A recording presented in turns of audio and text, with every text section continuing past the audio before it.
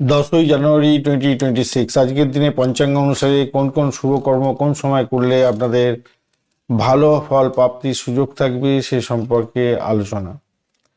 আজকের দিনে ভোরবেলা থেকে 7টা 27 মিনিট পর্যন্ত থাকছে কৌলভকরণ, বিশাখা নক্ষত্র, ধ্রুবযোগ। তো শুভ উদ্যোগ গ্রহণ করতে পারেন, ভ্রমণ করতে পারেন, ব্যবসা বাণিজ্যিক চুক্তি, সামাজিক কাজ এবং কোনো ব্যবসায়িক চুক্তি যেটা অনেকদিন পেন্ডিং ছিল সেগুলো কমপ্লিট করে ফেলার চেষ্টা করুন।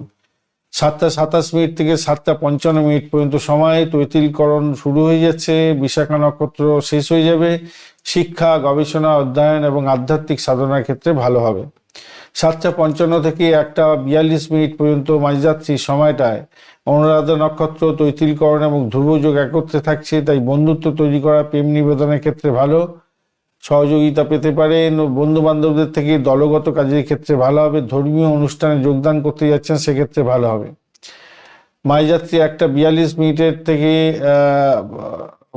মানে 8টা 43 মিনিট থেকেই ধরুন সারা রাত্রি গড়করণ, অনুরাধা নক্ষত্র এবং ব্যাঘাত যোগ যেহেতু থাকছে, তাই গুরুত্বপূর্ণ কাজ এবং দান ধ্যান, ধর্মীয় অনুষ্ঠান এবং উপাসনার ক্ষেত্রে অত্যন্ত ভালো হবে।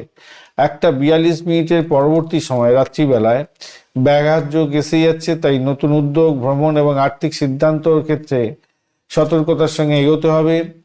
মঙ্গলবার যেহেতু উত্তর দিকে ভ্রমণ এবং এড়ানো উচিত এটা।